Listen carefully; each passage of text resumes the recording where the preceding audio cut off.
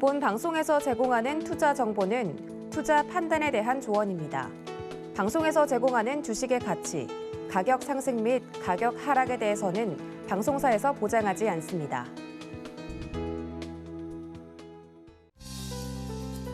시청자 여러분 안녕하십니까? 오늘부터 새롭게 진행을 맡게 될 권민정입니다. 어느덧 6월입니다. 전날에는 휴장을 했던 우리나라 증시, 이틀간 뉴욕 증시의 하락세 속에서 오늘 코스피와 코스닥 파란불 켜고 있습니다. 본격적인 대차 대조표 축소 개시 속에서 긴장하는 모습을 보였는데요. 장 초반 이후 코스피는 낙폭을 키워나가다가 2660선의 혼조세를 보이고 있고 코스닥은 890선까지 회복하면서 박스권의 흐름 나타나고 있습니다.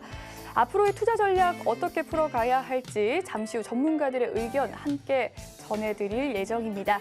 저희 방송 유튜브 채널도 마련되어 있는데요. 서울경제라고 검색을 해주시면 실시간 방송 참여 가능합니다. 아래 주소로 들어오셔서 궁금한 점이나 이 방송에 대한 의견 댓글로 남겨주시길 바라겠습니다. 그리고 본방송에서 제공해드리는 정보는요, 투자 판단을 위한 조언일 뿐 해당 주식의 가치와 수익률을 보장하진 않습니다. 서울경제TV와 서울경제신문은 당사의 브랜드입니다. 서울경제증권TV와는 무관하며 기타 유사 명칭에 주의하시길 바라겠습니다. 네, 오늘 6월 2일입니다. 오늘장 내일장 본격적으로 시작합니다.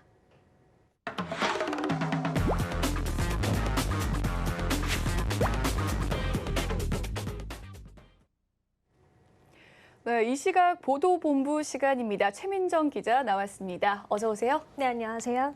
네, 그럼 오늘은 어떤 헤드라인 들고 오셨는지 먼저 화면으로 살펴보도록 하겠습니다.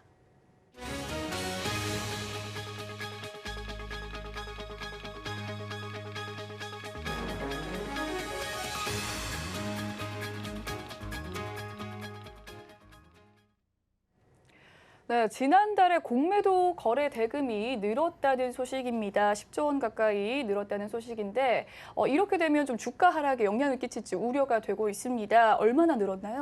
네, 5월 공매도 거래 대금은 약 10조 256억 원으로 집계됐습니다. 지난달과 비교하면 11.9% 상승한 수치인데요. 3월에 10조 원이었던 공매도 거래 대금이 4월에는 살짝 줄어들며 8조 원대를 기록했다가 다시 10조 원대로 복귀한 상황입니다. 공매도는 특정 종목의 주가가 하락할 것으로 예상되면 해당 주식을 보유하고 있지 않은 상태에서 주식을 빌려 매도 주문을 한 뒤 주가가 떨어지면 해당 주식을 싼값에 사는 투자 방식인데요. 이렇게 되면 공매도 물량이 늘어나게 돼 주가가 하락할 가능성이 높아집니다. 네, 공매도 거래 대금이 많았던 종목은 주가 하락의 피해를 봤을 것 같은데 어떤 종목의 공매도 거래 대금이 가장 많았나요? 네, 5월 코스피 시장에서 공매도 거래 대금이 가장 많았던 종목은 바로 삼성전자입니다. 이달 누적 공매도 거래 대금은 약 6천억 원으로 집계됐는데요. 실제 삼성전자의 주가는 4월 28일 종가인 67,400원을 기준으로 오늘과 비교하면 1% 넘게 빠졌습니다. 이외 코스피 시장에선 카카오, LG에너지솔루션, LG생활건강, 네이버 순으로 공매도 거래 대금이 높았습니다. 코스닥 시장에선 에코프로비엠이 가장 높았고요. 그 다음에 LNF, 셀트리온 헬스케어 순으로 공매도 거래 대금이 높았습니다. 네, 아무래도 코로나 이후에 이 기업들의 경영 환경이 불확실성이 커지게 되면서 국내 기업들이 재무 관리에 나서고 있다는 소식도 들려옵니다. 상황이 어떻게 됩니까? 네, 기업들은 이렇게 갑자기 바뀌는 환경에 대비하기 위해서 재무위험 관리 차원에 들어갔는데요. 보유 현금을 지속적으로 확대하고 있는 추세입니다. 금융감독원 전자공시 시스템에 따르면 금융사와 공기업을 제외한 3월 매출 기준으로 상위 20대 기업의 현금과 현금성 자산은 226조 원에 달하는 것으로 드러났습니다. 이는 2년 전과 비교하면 33.4% 증가한 수치입니다.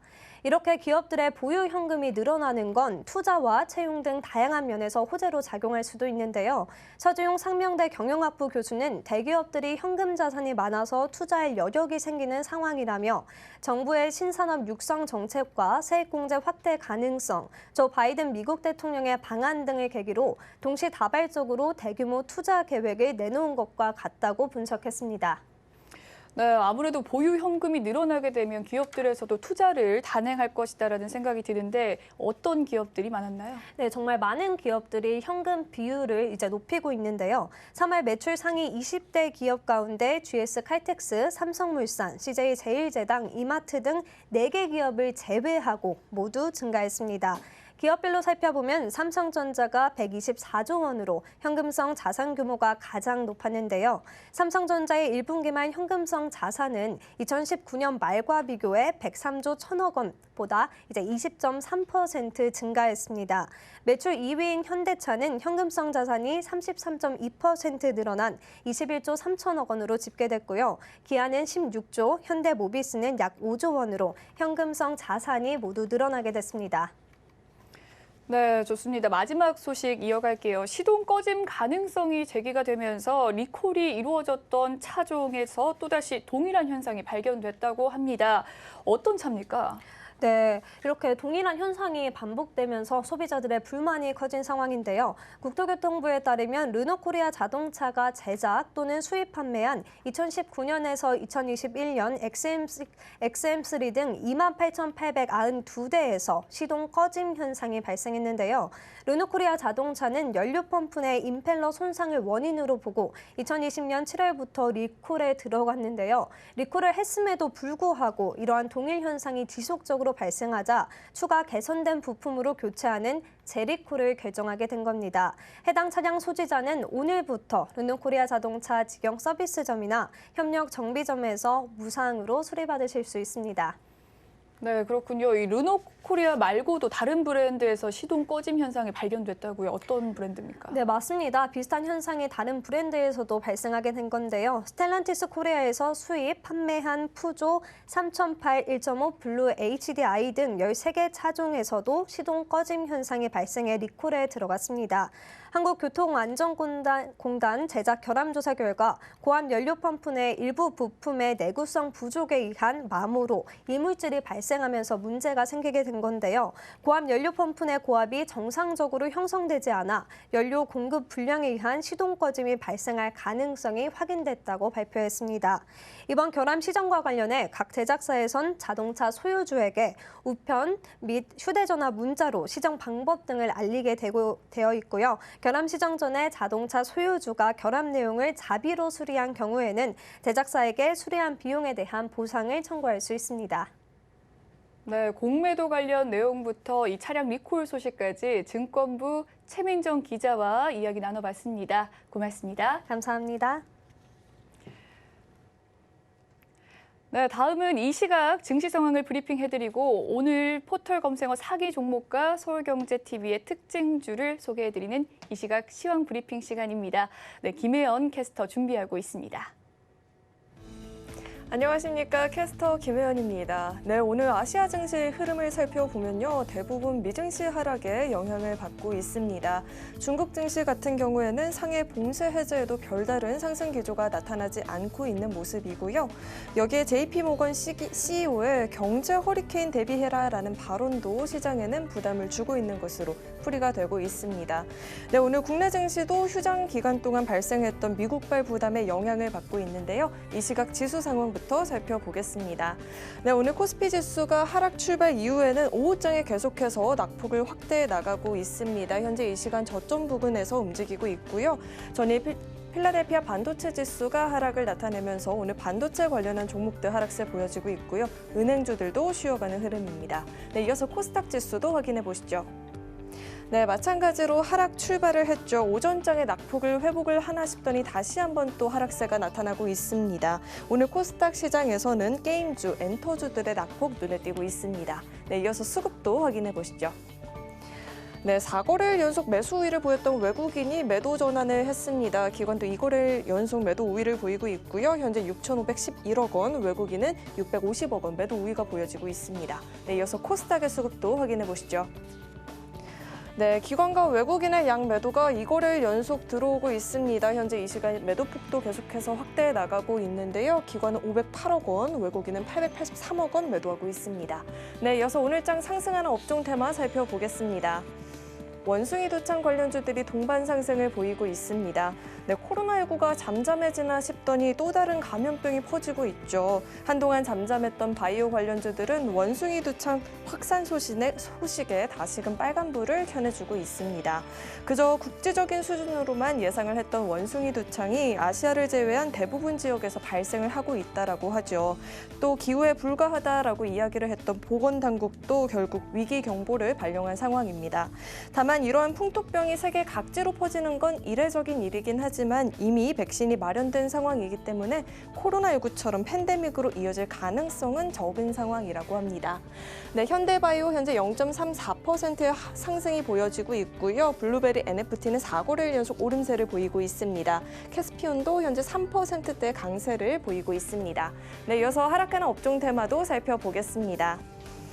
항공주가 하락세를 보이고 있습니다. 오늘 아침 비자 발급을 위해서 사람들이 새벽부터 줄을 서서 기다리고 있었다라는 뉴스도 확인을 했는데요. 주가는 함께 가지 못하고 있는 흐름입니다. 항공주의 주가가 대규모 자금 수요를 진행한다라는 소식에 다시 한번 발목이 잡힌 상황인데요. 리오프닝 수혜로 실적이 개선될 것이란 전망은 변함이 없는 상황이지만 코로나19를 거치면서 악화가 된 재무 상태를 해소하기까지는 시간이 다소 걸릴 것이란 전망들 나오고 있습니다. 아시아나항공은 2.66% 하락세 보여지고 있고요. 진에어도 3% 가까운 하락, 에어부산은 현재 13% 가까운 낙폭이 보여지고 있습니다. 이어서 증시 탑10 확인해 보겠습니다. 네, 삼성전자와 SK하이닉스 두 종목 모두 1% 내외 하락세가 보여지고 있죠. 전일 필라델피아 반도체 지수 하락에 영향을 받고 있습니다. 카카오와 네이버도 동반 하락이 보여지고 있는데요. 두 기업 모두 목표가 하향 조정 리포트가 나왔습니다. 다만 이런 IT 관련한 종목들이 하반기에는 추가적인 하락이 없을 것이란 긍정적인 이야기도 나오고 있습니다. 네, 이어서 서울경제가 뽑은 특징주도 확인해 보겠습니다. 대우 AL이 최대 주주인 대우 하이텍과 비덴트가 최대 주주 변경을 수반하는 주식 양수도 계약을 체결했다라는 소식에 강세 보이고 있습니다. CJ CGV는 4천억 원 규모의 전환 사채를 발행한다라는 소식에 오늘장 약세를 보이고 있고요. 현대중공업은 MSCI 지수에 편입하게 되면서 소폭의 강세를 가져가 주고 있습니다. 네, 그럼 먼저 휴림로봇부터 살펴보도록 하겠습니다. 네, 연이은 주가 상승이 보여지고 있습니다. 삼성전자의 부회장이 대형 인수 합병을 위해서 작업을 진행 중이다라고 이야기를 했죠. 또 디아크의 거래 재개 여부도 곧 결정이 될 텐데요. 기대감이 커진 상황이라고 합니다. 현재 18% 가까운 급등 보여지고 있고요. 4,640원에서 거래되고 있습니다. 네, 두 번째 종목은 SDN입니다. 네, 유럽발 신재생 에너지 수요 확대에 태양광 관련 기업인 SDN이 강세를 보이고 있습니다. 러시아와 우크라이나의 전쟁으로 에너지 안보 불안이 커지게 되면서 탄소 중립과 함께 에너지 독립률을 높이겠다라는 EU의 의지에 영향을 받고 있습니다. 현재 2.18% 오른 2,810원에서 거래되고 있습니다. 네, 다음은 퀀타 매트릭스 보시죠. 네, 4거래일 연속 상승세를 이어나가주고 있습니다. 퀀타 매트릭스의 신속 항생제 검사기에 시장이 주목을 해주고 있는데요. 현재 16% 가까운 급등 보여지고 있고요. 7,760원에서 거래되고 있습니다. 네, 지금까지 증시 탑10 확인해 봤습니다.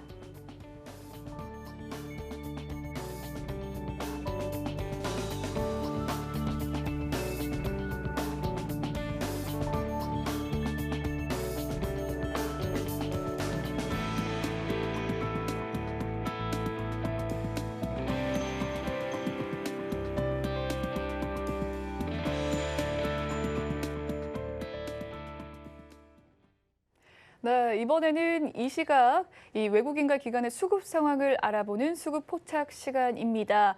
네, 유안타증권 금융센터 동탄지점의 백인범 과장 연결돼 있는데요. 안녕하세요. 네, 안녕하십니까? 네, 수급 상황 보고 왔는데요. 종목별 흐름 어떻습니까? 네, 오늘 시장 전반적으로 봤을 때 큰 특징이 없는 이런 시장 상황 속인데요. 그 안에서는 아무래도 좀 업종과 종목별 차별화 장세가 좀 나타나고 있는 모습입니다. 그래도 오늘 시장 상황에서 그래도 좀 업종상으로 눈에 띄는 움직임 좀 보여주는 업종이 바로 항공, 우주, 또 방위산업 업종으로 꼽혀지는 종목군들이다라고 보시면 좋을 것 같은데 일단 지난 한미 정상회담에서 또 한미 우주산업 협력 기대감이 좀 유효하게 좀 작용하고 있는 가운데 이제 전일 이 경상남도가 이 항공우주청 관련 TF 구성을 했다라는 소식 등이 전해지면서 오늘 장 초반부터 이 관련 기업들의 주가가 상대적인 강세를 보여주고 있는 모습입니다. 또 거기에 오는 15일로 예정된 이 누리호 2차 발사에 대한 기대감도 좀 유입되면서 상대적인 주가 강세를 이끌고 있는 모양새다라고 해석을 해보시면 좋을 것 같고요. 그리고 방위 산업에 있어서도 이 러시아 관련 반사 수혜가 좀 기대가 된다라는 의견이 좀 힘을 받고 있는 모습이고, 또 각국의 방위비 예산 증액에 따라서 이 주요 방산 수출국인 이 러시아의 수출이 제한적인 가운데 이 러시아 수출 제재에 따른 일부 반사 수혜가 또 우리 방산 업체들에게 좀 이어질 수 있다라는 점, 다시 한번 기대감을 불러일으키고 있다라고 보시면 좋겠습니다. 또 거기에 국내 측면에서 봤을 때 이제 오는 8월 이제 차기 정부의 국방 예산 관련 기대감도 더불어 유입되고 있는 모습이다라는 점에서 하반기에 대한 기대감, 이러한 요인 등의 오늘 관련주들 전반적인 상승세 보여주고 있다 보시면 좋을 것 같고요. 종목 내 업종 내에서는 하나 에어로스페이스, 또 한국항공우주, LIG 넥스원, 하나시스템, 세트랙 아이 등 이 시장 내에서 좋은 흐름을 좀 보여주고 있다라고 보시면 좋을 것 같습니다.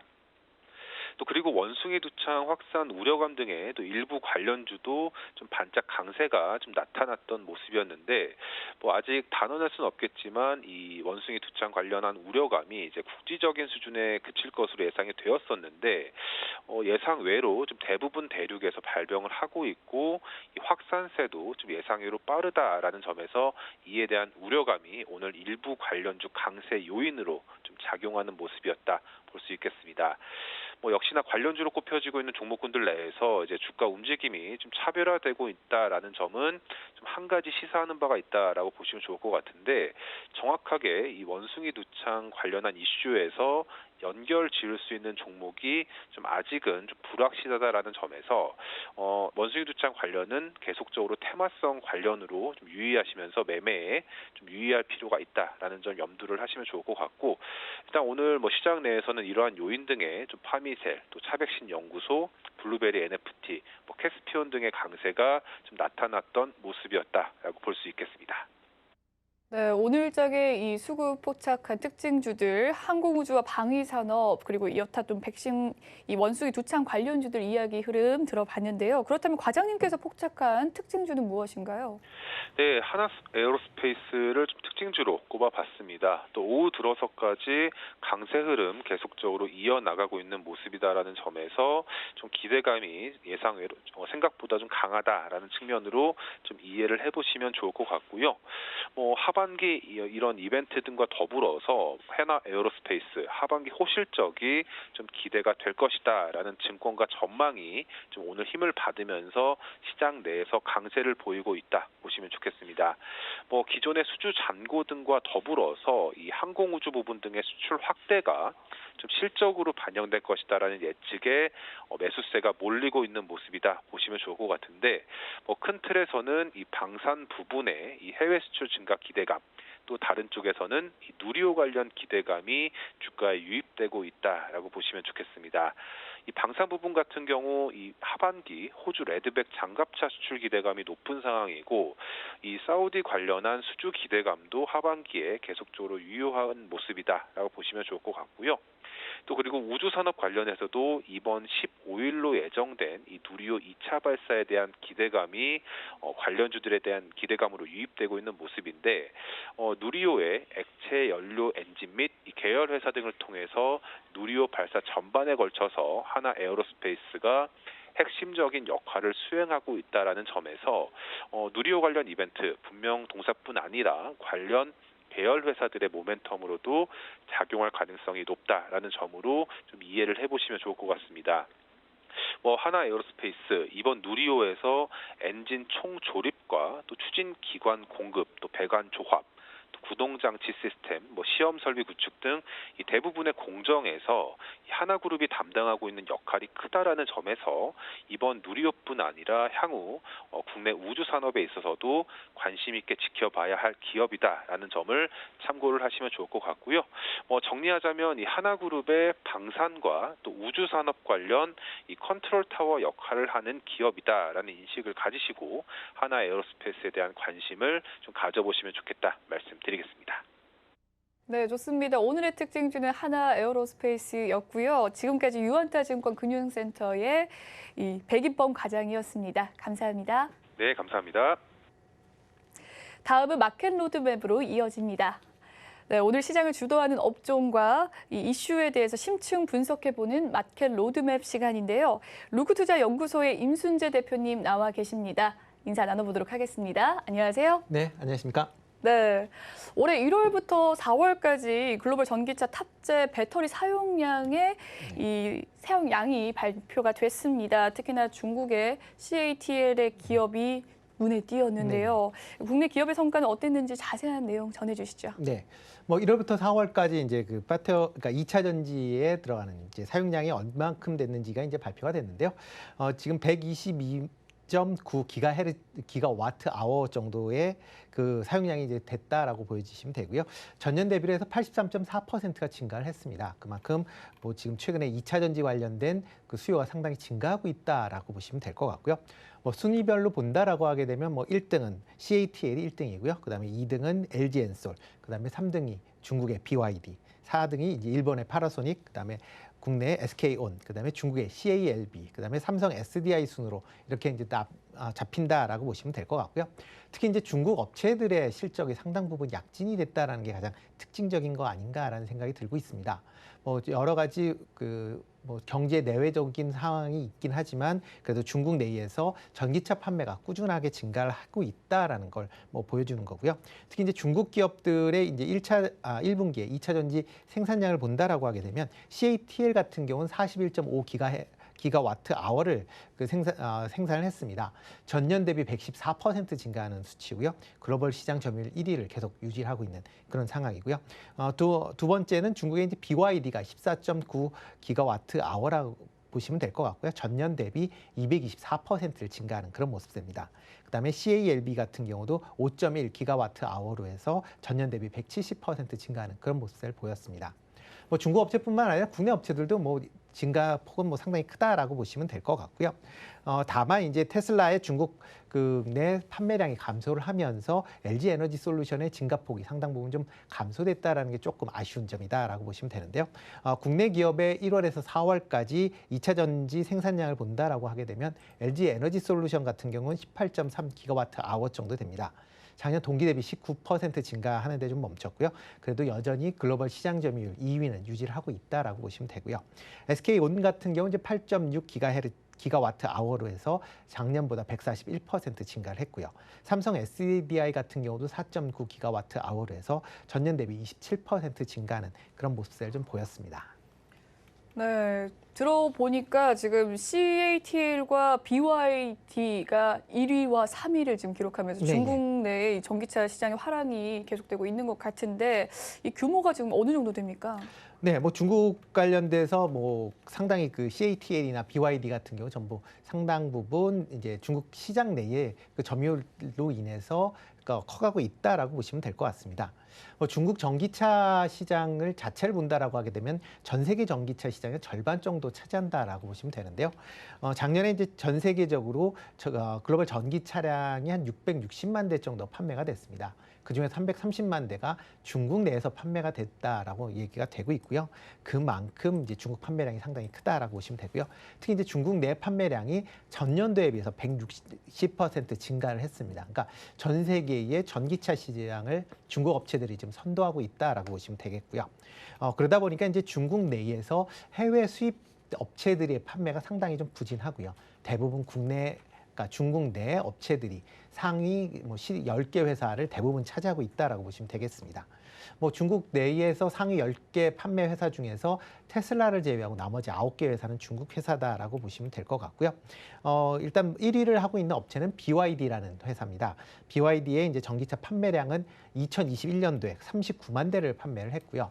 이거는 이제 테슬라가 중국에서 판매하고 있는 뭐 대수가 13만 대 정도 되니까요. 그거에 비해서 3배 이상 많은 수치를 하고 있다라고 보시면 되겠습니다. 이렇게 이제 중국 내에서 전기차가 많이 판매되고 있는 뭐 여러 가지 뭐 사항을 본다라고 하게 되면 어떻게 한 3개 정도를 뭐 나눠서 생각해 볼 수가 있겠는데요. 첫 번째가 이제 전기차가 기존의 내연기관 자동차에 비해서 부품 수가 상당 부분 줄어든다라는 겁니다. 특히 이제 전기차의 부품 수는 내연기관차의 한 60%에 불과할 만큼 적게 들어가고요. 가장 중요한 이제 내연기관차에서 가장 중요한 게 엔진인데요. 엔진 관련돼서는 상당한 노하우가 포함되어 있는 그런 기술이다라고 보시면 되는데요. 그러다 보니까 후발로 쫓아가는 업체들이 상당히 엔진을 만드는데 고생을 많이 하게 됩니다. 그렇지만 그 전기차로 전환이 되면 이런 엔진을 만드는 게 아니라 모터를 만들게 되는 거고요. 모터 같은 경우는 비교적 그 선두 업체에 쫓아가기가 상대적으로 좀 용이하다라는 게 어떻게 보면 이런 그 전기차 쪽으로 좀 더 집중하게 하는 그런 모습이다라고 보시면 될 것 같고요. 또 하나가 이제 배터리 경쟁력이 상당 부분 강화됐다라고 보시면 되겠습니다. 중국 같은 경우에는 배터리 초기 시장 내에서 중국산 배터리에 대해서만 보조금을 지급을 했습니다. 그 당시에 뭐 한국산 배터리에 대해서 보조금을 지급하지 않는 것 때문에 여러 가지 좀 이슈가 좀 있었는데 그럼에도 불구하고 중국산에 대해서만 이제 배터리에 대한 보조금을 지급하다 보니까 그동안 그 중국 업체들의 그 투자가 활발하게 이루어졌고요. 그와 관련돼서 어느 정도 시장 규모를 확보할 수 있을 만큼의 생산 시설을 확보했고 그동안에 상당량의 이제 R&D 투자를 통해서 기술 경쟁력도 확보한 측면이 있다라고 보시면 되겠습니다. 그리고 마지막으로 본다라고 하게 되면 기존에 이제 그 전기차가 내연기관 차들과는 다르게 이제 커다란 큰 이제 IT 그런 기업이 부품이다라는 그런 이제 느낌을 많이 갖고 있습니다. 특히 뭐 대표적으로 테슬라 같은 경우도 뭐 테슬라를 뭐 IT화하는 게 그러니까 자동차를 IT화하는 게 목표다라고 얘기를 했듯이요. 중국 업체도 그러한 그 IT화하는 게 목표다 보니까 스마트폰과 그다음에 차량용 앱 간의 소프트웨어의 호환이 상대적으로 좀 용이하게 지금 개발이 되고 있는 그런 상황입니다. 그러다 보니까 중국 내에 중국 전기차의 판매가 좀 더 뭐 활발히 이루어졌다라고 보시면 될 것 같고요. 이러한 이제 중국 자동차의 그 내수 시장을 기반으로 해서 해외 수출도 상당 부분 좀 이루어지고 있다라고 보시면 되겠습니다. 특히 이제 그 국내에서도 전기 버스 돌아다니시는 거 보신 분들이 있으실 텐데요.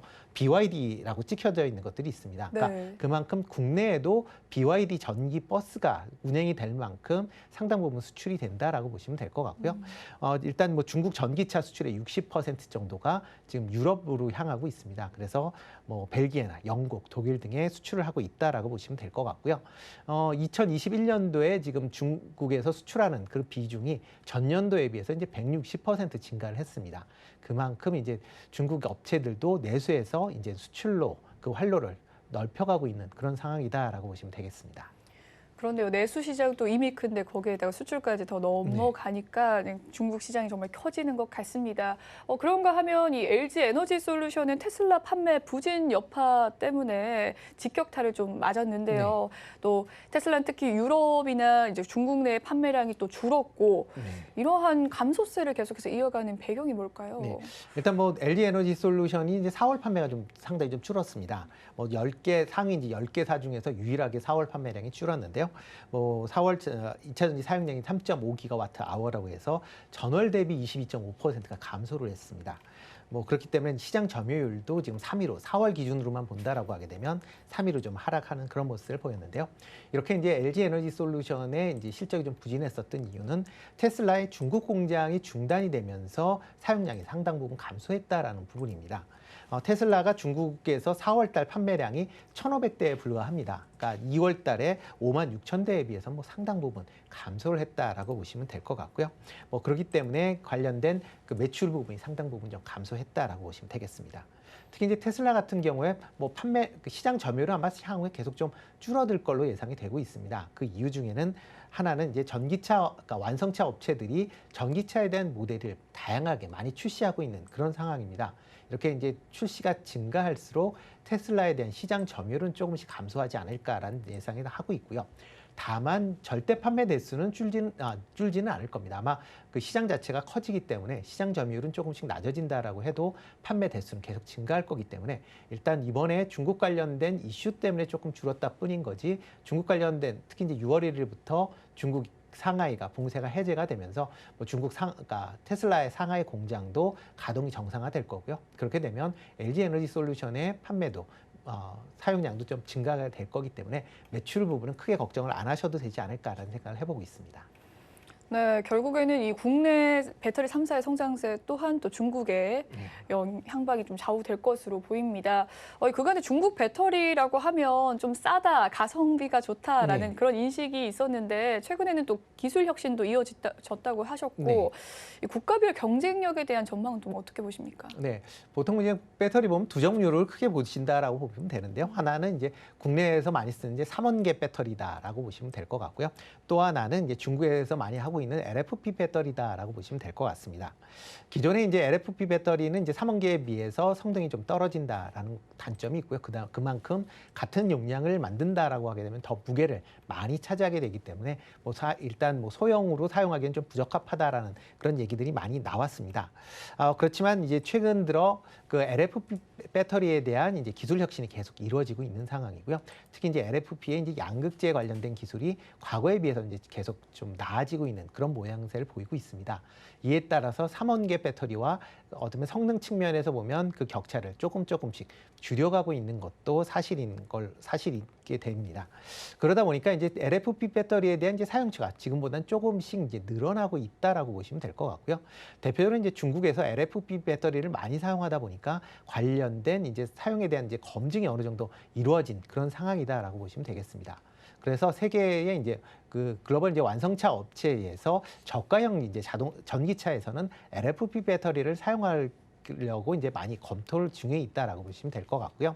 대표적으로 테슬라 같은 경우도 저가형 이제 모델에는 LFP 배터리를 이제 장착을 할 것이다라는 그런 얘기가 나올 만큼 그렇게 이제 LFP 배터리에 대한 이제 사용에 대해서 많은 거부감이 좀 줄었다라는 를 하나 이제 보실 수 있고요.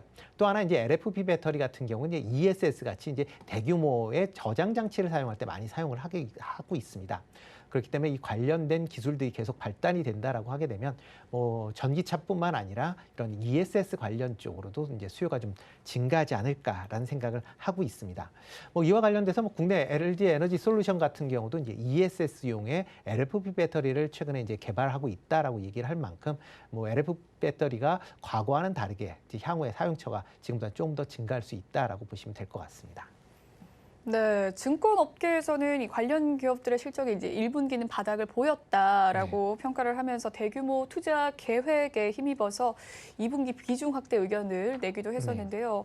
전기차 생태계 전환 시대에서 2분기 투자 전략 어떻게 세워야 할지 탑픽 종목까지 좀 전해주시죠. 네, 일단 2차 전지에 관련돼서는 계속 자동차가 많이 팔릴수록 시장 규모는 더 커진다라고 보시는 게 맞지 않을까 싶습니다. 그렇기 때문에 장기적인 성장성은 충분히 감안을 하셔서 좋다라고 보는 건 당연한 거라고 생각을 하고 있고요. 이에 따라서 국내 3사 완성 업체들이 지금 미국에 대규모 투자를 지금 이루고 있습니다. 자체 공장뿐만 아니라 미국 완성차 업체들과 조인트 벤처로 계속 공장이 진설할 걸로 예상을 하고 있고요. 그러다 보니까 LG 에너지 솔루션 같은 경우 미국의 GM이나 그다음에 스텔란티스하고 이제 합작법인을 만들겠다라고 얘기를 하고 있고요. SK온 같은 경우 이제 포드와 합작법인을 현재 진행 중에 있고요. 삼성 SDI도 스텔란티스와 합작법인을 지금 추진 중에 있는 그런 상황입니다. 이렇다 보니까 각 3개사의 생산 규모 캐파도 상당 부분 이제 증가할 걸로 그렇게 예상을 하고 있고요. 2030년도가 된다라고 하게 되면 LG 에너지 솔루션 같은 경우는 778기가와트 아워, 그다음에 SK온 같은 경우도 465기가와트 아워, 그다음에 삼성 SDI도 374기가와트 아워 정도의 생산 캐파를 가질 걸로 그렇게 예상을 하고 있습니다. 그렇기 때문에 이런 완성차 업체에 대한 완성차 제조 업체에 대해서 관심을 좀 가지실 필요가 있고요. 그보다는 아직까지는 이 제조업체에 소재를 납품하고 있는 그런 소재 관련 업체에 좀 더 관심을 가지시는 게 어떨까라는 생각을 하고 있습니다. 2차 전지의 성능 개선을 위해서는 소재 개발은 필수적인 사항이다라고 보시면 될 것 같고요. 향후 시장 확대에 따라서 소재 기업의 실적도 같이 증가할 걸로 예상을 하고 있습니다. 뭐 소재 관련 기업 중에 뭐 여러 가지 회사가 있는데요. 뭐 그 중에서 일단 좀 탑픽으로 보셔야 될 게 아마 포스코 케미칼 아닌가라는 생각을 해보고 있습니다. 포스코 케미칼은 이제 국내 유일의 양극재와 음극재를 동시에 생산하는 업체다라고 보시면 될 것 같고요. 최근에 이제 양극재 관련돼서 GM과의 합작법인을 통해서 이제 GM에도 납품을 하게 될 걸로 예상이 되고 있습니다. 이뿐만 아니라 양극재 관련돼서 계속 뭐 생산 시설을 지금 뭐 국내뿐만 아니라 미국에도 증설을 하고 있는 그런 상황이고요. 뭐 음극재 관련돼서도 뭐 기존의 이제 흑연에서 이제 인공 흑연을 비롯한 실리콘 흑연 같은 음극재로도 계속 시장을 확대해가고 있으니까요. 그런 점을 감안한다라고 하게 되면 장기적인 측면에서 뭐 조금 시장에서 아마 관심을 받지 않을까라는 생각을 좀 해보고 있습니다. 네, 지금까지 루크투자연구소 임순재 대표님 함께 했습니다. 그럼 집중 투자 포인트 화면으로 함께 만나보시고 이 시각 마무리하도록 하겠습니다. 감사합니다, 대표님. 네, 고맙습니다.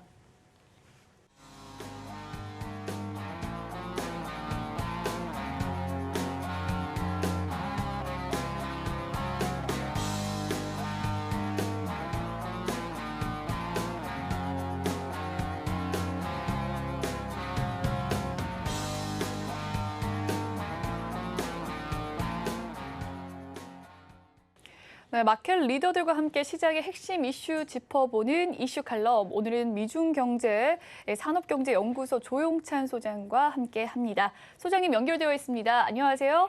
예, 안녕하십니까. 네, 지난주에 5월 FOMC 의사록이 발표됐습니다. 6월과 7월에 0.5% 금리 인상을 기정사실화한 모습인데요. 최근 경기 둔화세가 뚜렷해지고 물가도 정점을 찍음에 따라서 연말의 금리 수준도 낮아지고 있다면서요? 네, 그렇습니다. 지난 주말부터였던가요? FF 금리 시장에 의미 있는 변화들이 하나둘 감지가 되고 있는데요. 아무래도 뭐 주택 관련 지표도 조금 안 좋아지고 있고요. 뭐 제조업 둔화와 관련된 신호음이 커지고 있는데요. 이 때문에 금리 선물 시장에서는 연말 FF 금리 전망을 기존 3%에서 2.75%로 낮춰보고 있고요. 내년 말이죠. 금리 인상의 그 종점, 천장이라고 할 수 있는 터미널 레이터가 3.5%에서 3%를 약간 웃도는 수준으로 낮아졌다는 겁니다. 이것을 좀 해석을 해보면요.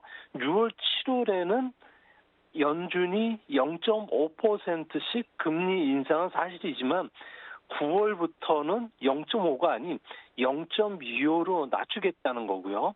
이는 시장이 경기 하락이라든지 물가 상승 압력과 관련된 변화 조짐을 읽었다는 겁니다.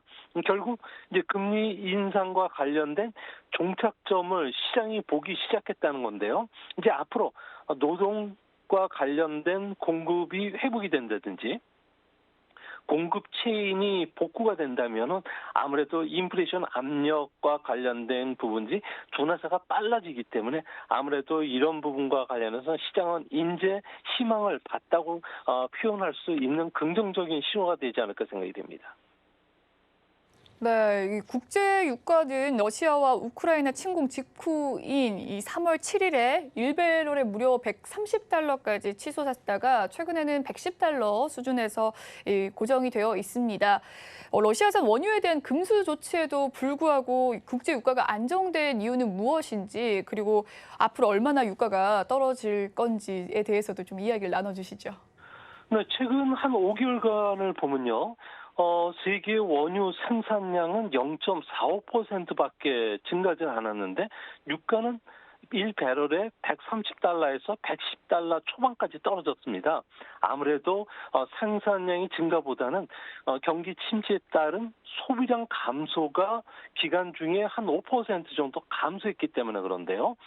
이를 반영해서 그런지 미국 에너지 정보국 같은 경우에는 1년 뒤에 전 세계 생산량은 2.7% 증가한 하루 1억 133만 배럴 정도가 될 것으로 예상했고요. 반면에 소비량은 3.5% 증가에 그친 1억 한 78만 배럴 정도. 그러니까 하루에 60만 배럴 정도가 현재 공급이 우위에 있는 상황이라는 겁니다. 이 때문에 유가 상승 압력이 앞으로는 점점 둔화될 수가 있을 거로 보고 있는데요. 중국이 이제 도시 봉쇄가 풀리고 있고 공급망 훼손이 정상화된다면 미국의 물가 상승 압력 중에서 상당 부분을 차지하고 있는 에너지라든지 일선 부족이라든지 공급망 훼손에 따른 부분들이 줄어들기 때문에 미국의 소비자 물가 지수는 연말에는 3%대까지 안정화될 가능성이 큰데요. 이렇게 된다면은 아무래도 세계 금융시장의 채권 시장뿐만 아니라 주시장에도 커다란 변화가 있기 때문에 지금까지 주시장과 관련해서 좀 반등 시 매도했던 부분들도 조금 관망하시면서 언제 저점에 매수하실지를 판단하시는 시기가 곧 도래오지 않을까 생각이 됩니다.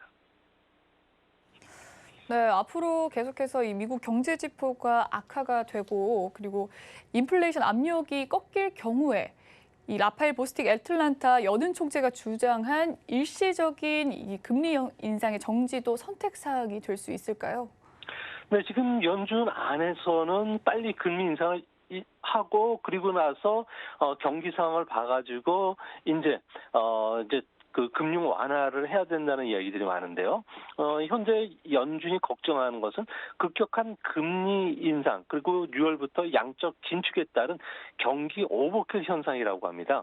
과잉 살상이라고 부르는 오버킬 같은 경우에는 미국이 40년 만에 찾아온 고물가에 대처하기 위해서 전면적인 금융 긴축을 하고 있는데요. 이 때문에 수요가 지나치게 위축이 돼서 벌어지는 경기 침체를 우려한다는 겁니다. 시장에서는 벌써 주가 급락보다는 회사채 시장의 붕괴를 우려하는 그런 분위기가 감지가 되고 있는데요. 신용시장이 붕괴가 된다면 기업들의 자금 조달이 어려워지고 그리고 고용 극대화도 연준 목표도 물 건너갈 수가 있다는 겁니다. 미국 안에서는 하이힐드 채권 그리고 투자 적격 채권들 같은 경우에는 금리 수준이 2018년 후반과 같이 상당히 높아지고 있는데요. 만약에 하이힐드 채권의 수익률이 5%를 넘어간다든지 투자 적격제가 1.5%가 넘어간다면 아무래도 금리 인상을 중단해야 될 시점이기 때문에 연준 같은 경우에 매파를 중심으로 해서 중립적인 금리 그러니까 경기 성장을 훼손시키지 않을 정도의 금리까지 빨리 올리고 그 뒤부터는 일시적으로 중단하자는 게 연준의 대체적인 분위기이기 때문에 앞으로 물가 문제 그리고 연준이 얼마만큼 금리 인상 속도를 보이느냐가 아무래도 가장 중요한 시장의 그 이슈가 되지 않을까 생각이 됩니다. 미 연준의 금리 인상도 이제 종착점이 보이기 시작한 만큼 연초부터 하락한 미국 증시에 대해서 투자 전망을 좀 낙관해도 좋을지 궁금합니다. 네, 최근 들어와서는 또 주시장 같은 경우에는 금리 상승에 대한 악재들은 대부분 주가에 좀 반영이 되어 있는 상태인데요.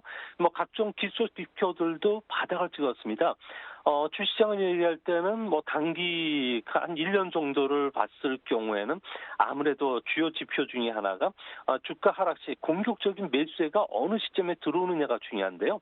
S&P 500이라든지 기술주 중심의 나스닥 100 지수를 보면은 5월달 이후부터는 현재 장중 주가 저점 대비 종가까지 주가 회복률이 상당히 빨라지고 있다는 겁니다. 이 이야기는 하락 일변도의 장세 환경이 바뀌기 시작했고 기관들뿐만 아니라 개인들까지도 저점에서 매수에 들어오는 시장 분위기가 조금 나아지고 있다는 거고요. 또 한 가지는 시장의 심리가 개선되고 있다고 지표를 보여줄 수 있는 게 공포지수라고 하는 빅스 지수입니다. 어저께만 하더라도 26 수준이었는데 오늘은 23 수준까지 투자 심리가 완전히 회복됐다고 할 수는 없지만 아무래도 상하 시간 락다운에서 해제가 됐고요. 연준 안에서도 과동 금리 인상을 경계하는 분위기가 커지고 있기 때문에 빅스 지수 같은 경우에도 빠른 속도로 떨어질 수 있다는 겁니다. 또 한 가지는 미국 증시의 그 센티먼트를 측정하는 개인 투자가 협회가 제공하는 블루비어 비율인데요. 강세를 예견하는 개인 투자가 약세를 예견하는 투자가 비율을 산출하는데 최근에는 바닥 수준까지 떨어졌다는 겁니다. 이 이야기는 시장 심리는 주가와 역상관관계를 보여주고 있는 게 정설인데요. 지금처럼 바닥 국면에서는 극단적으로 주가 폭락이 찾아오기보다는 강한 주가 반등이 예상외로 조금 더 길게 찾아올 수 있다는 점에서 앞으로 6월 3일이죠. 고용지표. 그리고 6월 10일 날 발표되는 소비자 물가 지수가 아무래도 그 현재 그 주가가 조금 더 연장이 될 수 있는지를 판단하는 주요 지표가 될 것으로 전망이 됩니다.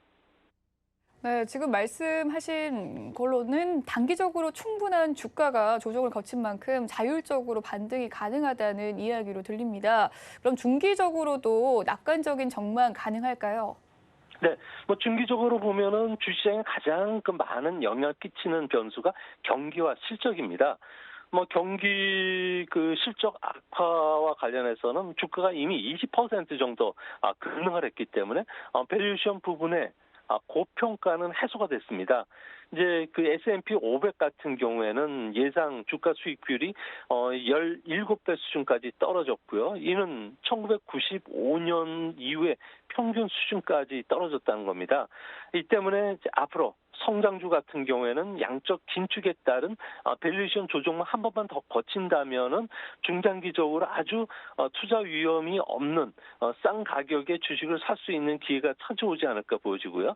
또 그런 측면에서 보면 이번 주와 다음 주에 발표되는 경제 지표에 따라서는 인플레이션과 관련된 종착점을 볼 수가 있다는 거고 또 실질 금리 상승세도 이제 줄어들 수가 있기 때문에 서서히 중장기 타이밍의 주식 비중을 높일 수 있는 기회도 멀지 않아 찾아오지 않나 생각이 됩니다. 네, 지금처럼 우리나라 증시가 약세장일 때는 오히려 또 서학개미라고 불리면서 개인 투자자들이 미국 주식시장에 투자를 하고 있습니다. 미국 주식시장이 다른 나라보다 조금 더 장기적인 상승 추세를 이끌어가는 이 이유가 뭘까요? 네, 미국 같은 경우에는 새로운 기업이 극성장을 해가지고 거대 기업이 빨리 되고요. 그것이 주식시장뿐만 아니라 미국 경제 전체 활성화로 이어지는 경제의 그 선순환 구조가 뚜렷하다는 겁니다. 미국 기업들 같은 경우에는 다른 나라와 달리 그 애니멀 스피릿이라고 해서 그 기업인들의 야심적인 욕망이 상당히 강한 그 기업 문화를 갖고 있는데요. 이 때문에 현재 중국과 같은 경우에는 이런 야심적인 욕망을 가지고 거대 그 D자 품어들이 등장을 했지만 정치적인 그 역학관계에서 무너지게 됐는데요. 다만 미국 기업들은 이런 현상들이 1950년 이후부터는 계속 높아졌고 이는 S&P 500의 투자 성과로 정확히 보여주고 있다는 겁니다. 미국 기업들의 평균 수명은 1935년만 하더라도 90년이었고요. 2015년에는 15년으로 단축됐지만 2020년부터는 무려 10년 내로 상당히 단축이 되고 있고 그만큼 기술 발전 속도가 빠르고 경영 환경에 잘 대처하는 기업들의 주가 상승세가 상당히 빨라졌다는 건데요. 이런 초격차주의를 자랑하던 기업들 같은 경우에도 방심하면 항상 시장에서 외면을 받을 수 있다는 이런 시장의 긴장감이 미국 증시에 계속 살아있는 한 미국 증시는 최악의 타이밍에 투자를 하더라도 크게 물리지 않는 것을 반복해 왔습니다. 그래서 이런 측면에서 보면 세계에서 가장 그 역동적인 미국 시장이 중국 시장보다 월등히 높은 투자 수익을 줄 수 있다는 점은 여기서도 잘 보여줍니다. 네, 그렇다면 중장기적으로 증시에 투자할 시점이 언제가 적당하시다고 보시나요? 네, 가장 중요한 것은 현재 그 명목금리와 실질금리가 함께 상승하면서 주가에 악영향을 끼치고 또 그 상당히 실적도 안 좋아지고 있는데요. 현재 이런 부분과 관련해서는 실질 금리가 좀 떨어지는 시점에서 투자하는 게 바람직해 보이고요. 특히 이코노미스트들이 그 현재 경기 침체 확률은 1년 뒤에 한 30% 정도로 한 달 전보다도 한 2.5% 높게 보고 있습니다. 그런 측면에서 보면은 중장기적으로 아직 투자할 시점이 아니고요. 또 필라델피아 연준은행이 발표하는 경기 후퇴도 25로 지난번 조사 18보다도 상당히 높은 상황입니다. 그래서 당장은 중장기적인 그 투자 판단은 아니지만 미국 정부가 경기 부양 부양을 해서 적극적으로 나서고 연준도 금융 정책과 관련된 스탠스를 바꾸려는 신호들이 나오기 시작했을 때는 주식 시장과 관련해서는 좀 공격적으로 편입 비율을 좀 높이시는 전략이 바람직할 것으로 보였습니다. 네, 잘 들었습니다. 지금까지 미중산업경제연구소 소장의 조용찬 소장이었습니다. 감사합니다. 예, 감사합니다. 네, 본방송에서 제공해드리는 정보는요, 투자 판단을 위한 조언일 뿐 해당 주식의 가치와 수익률을 보장하진 않습니다. 참고로 서울경제TV, 서울경제신문은 당사의 브랜드입니다. 서울경제증권TV와는 무관하며 기타 유사 사칭에 주의하시길 바라겠습니다. 오늘 준비한 소식은 여기까지고요. 저는 내일 2시에 다시 찾아뵙도록 하겠습니다. 시청해주신 여러분 고맙습니다.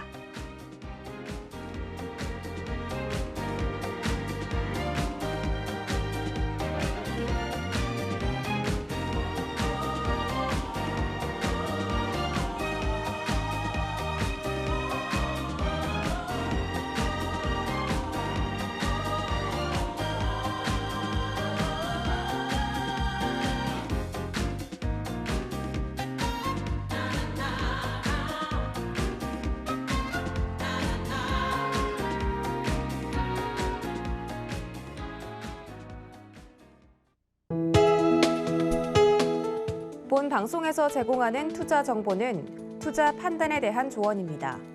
방송에서 제공하는 주식의 가치, 가격 상승 및 가격 하락에 대해서는 방송사에서 보장하지 않습니다.